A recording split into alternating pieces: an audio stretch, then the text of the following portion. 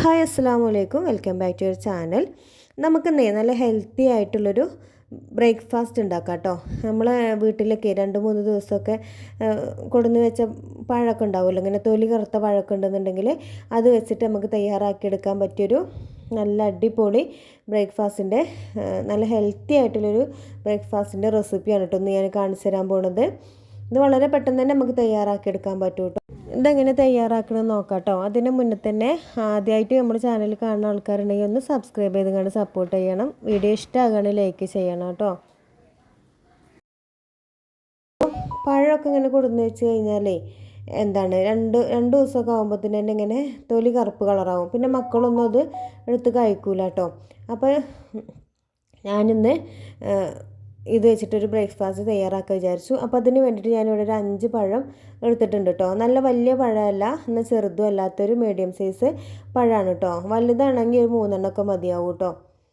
അപ്പോൾ ഞാൻ ഈ 5 പഴം ഒന്ന് തൊലി കളഞ്ഞെടുത്തിട്ടുണ്ട്. പക്ഷേ തൊലി മാത്രമേ കറുപ്പ് കളറായിട്ടുള്ളൂ കേട്ടോ. അതിൻ്റെ ഉൾഭാഗത്തിനൊന്നും ഒരു കേടുമില്ല കേട്ടോ. നല്ലോണം പഴുത്ത് മധുരം വന്നിട്ടുണ്ടാവും കേട്ടോ ഈ പഴം. അപ്പോൾ ഇതൊക്കെ ഞാൻ തൊലി കളഞ്ഞെടുത്തു. ഇനി നമുക്ക് ഒന്ന് കട്ട് ചെയ്തിട്ട് മിക്സിൻ്റെ ജാറൊക്കെ ഇട്ട് കൊടുക്കാം കേട്ടോ. അപ്പോൾ ആ പഴങ്ങളൊക്കെ ഞാൻ ഒന്നിച്ച് തന്നെ നല്ലോണം ചെറുതാക്കി കട്ട് ചെയ്യുന്നു വേണ്ട, അത് നമുക്ക് അരച്ചെടുക്കാനുള്ളതാണ് കേട്ടോ.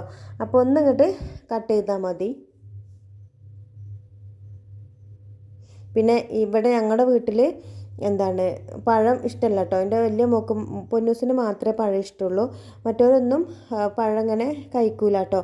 അപ്പോൾ ഇങ്ങനെയൊക്കെ നമ്മൾ റെഡിയാക്കി കൊടുക്കുകയാണെന്നുണ്ടെങ്കിൽ മക്കൾ അത് കഴിച്ചും ചെയ്തോളൂ കേട്ടോ. ഇനി നമ്മൾ കട്ട് ചെയ്ത് വെച്ച പഴം മുഴുവനായിട്ട് ഒരു മിക്സിൻ്റെ ജാറിലേക്ക് ഇട്ട് കൊടുക്കുക കേട്ടോ. പിന്നെ ഇതിലേക്ക് നമ്മൾ ഒരു പിടി അണ്ടിപ്പരിപ്പും ഇട്ട് കൊടുത്തിട്ടുണ്ട് കേട്ടോ. അണ്ടിപ്പരിപ്പ് ഉണ്ടെങ്കിൽ ചേർത്ത് കൊടുത്താൽ മതി, ഓപ്ഷണലാണ് കേട്ടോ. ഞാൻ എൻ്റെ കയ്യിലുണ്ടായിരുന്നു, അതുകൊണ്ട് ചേർത്ത് കൊടുത്തതാണ് കേട്ടോ.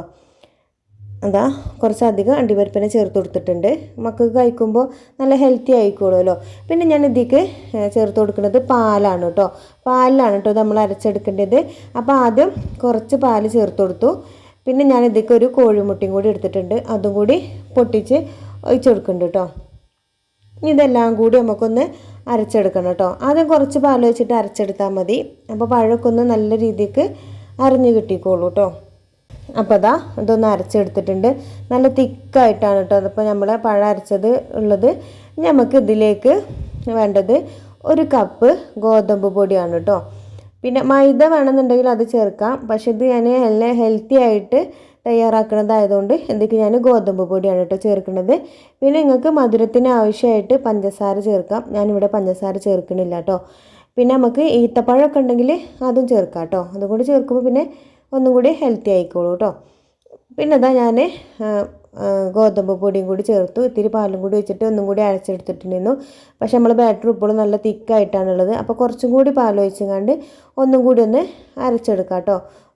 നമുക്കൊരു ദോശമാവിൻ്റെ പരുവത്തിലാവുന്നത് വരെ ഒന്ന് ലൂസാക്കി എടുക്കണം കേട്ടോ. ഇതിലേക്ക് നമുക്ക് ബേക്കിംഗ് സോഡ ഒന്നും ചേർത്ത് കൊടുക്കേണ്ട ആവശ്യമില്ല കേട്ടോ. അപ്പോൾ മാവൊന്നും കൂടി അരച്ചെടുത്തിട്ടുണ്ട്. അപ്പോൾ തിക്കായിട്ടാണ് കേട്ടോ വീണ്ടും കിട്ടിയിട്ടുള്ളത്. നമുക്കിതൊന്നും കൂടി ഒന്ന് ലൂസാക്കി എടുക്കണം. അപ്പോൾ മിക്സിൻ്റെ ജാറിലൊക്കെ മാവ് ഒട്ടി പിടിച്ചിട്ടുണ്ട്. അപ്പോൾ അതിലേക്ക് തന്നെ ഞാൻ ഇത്തിരിയും കൂടി പാൽ ഒഴിച്ചിട്ട് ഒന്നും കൂടി ഒന്ന് അടിച്ചെടുക്കുകയാണ് കേട്ടോ. അപ്പോൾ ആ മാവൊക്കെ ഉണ്ട് ഇപ്പോൾ ഒന്നും ചെയ്തോളും. പിന്നെ നമ്മൾ ബാറ്റർ ഒന്ന് ലൂസാക്കി എടുക്കും ചെയ്യാം കേട്ടോ. അപ്പോൾ ഞാൻ ഇതിക്കൊരു 1.5 കപ്പ് പാലൊക്കെ ചേർത്തിട്ടുണ്ടാവും കേട്ടോ. അപ്പോൾ അതും അടിച്ചെടുത്തിട്ടുണ്ട്. ഇനി അതൊന്ന് നമ്മൾ തവി വെച്ചിട്ടൊന്ന് ലൂസാക്കി എടുത്താൽ മതി കേട്ടോ.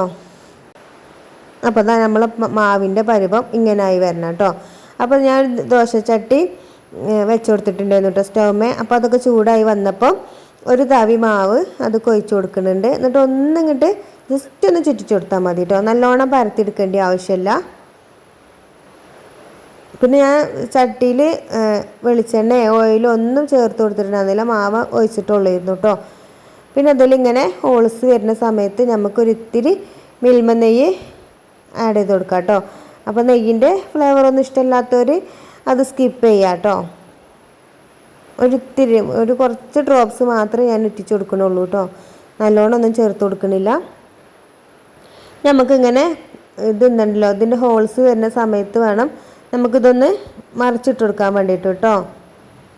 നല്ല സോഫ്റ്റ് ആയിക്കാരം കേട്ടോ ഈ ഒരു ദോശ. പിന്നെ നല്ല ഹെൽത്തി ആണല്ലോ. നമ്മളിതിക്ക് എന്താ പറയുക, ഹെൽത്തി അല്ലാത്തൊന്നും ഇതിൽ ചേർത്തിട്ടില്ല കേട്ടോ. പിന്നെ മധുരത്തിന് ആവശ്യമുണ്ടെങ്കിൽ പഞ്ചസാര ചേർക്കാം, അല്ലെങ്കിൽ ശർക്കര ചേർക്കാം, ഈത്തപ്പഴം ചേർക്കാം, അതൊക്കെ ചേർക്കാം കേട്ടോ. പക്ഷേ ഇതിൽ ഞാനൊന്നും ചേർത്തിട്ടില്ല, പഴത്തിൻ്റെ മധുരം മാത്രമേ ഉള്ളൂ കേട്ടോ. അപ്പോൾ ഇതാ നമ്മൾ ദോശയൊക്കെ 2 ഭാഗവും വേവായിട്ടുണ്ട്. നമുക്കിത് എടുക്കാം കേട്ടോ. അപ്പോൾ തന്നെ ഇത് കുക്കായി വന്നിട്ടുണ്ടാവും. ഉണ്ടോ, നല്ല അപ്പുറം മറിച്ചിട്ടിട്ട് നല്ലതുപോലെ ഒന്ന് വേവിച്ചെടുത്താൽ നമ്മളെ ദോശ റെഡിയായി കേട്ടോ. അപ്പം വളരെ എളുപ്പത്തിൽ നമുക്ക് നല്ലൊരു ഹെൽത്തി ആയിട്ടുള്ളൊരു ബ്രേക്ക്ഫാസ്റ്റ് നമുക്ക് തയ്യാറാക്കിയെടുക്കാം. അപ്പോൾ പഴമൊക്കെ കൊടുന്ന് വെച്ചതുണ്ടെങ്കിൽ ഇങ്ങനെ തൊലിയൊക്കെ കറുത്ത പഴം ഉണ്ടെങ്കിൽ നമുക്കിത് കളയൊന്നും വേണ്ട. ഇതുപോലെ നമുക്ക് എന്താണ് അപ്പമൊക്കെ ചുട്ടെടുക്കാം കേട്ടോ. അപ്പോൾ ബാക്കിയുള്ള അപ്പം കൂടി ഞാനൊന്ന് ചുട്ടെടുത്തിരുന്നു കേട്ടോ. നല്ല ടേസ്റ്റാണ് കേട്ടോ ഇത് കഴിക്കാൻ വേണ്ടിയിട്ട്. അപ്പോൾ അതാ ഇന്നത്തെ റെസിപ്പി എല്ലാവർക്കും ഇഷ്ടമായി വിചാരിക്കുന്നു.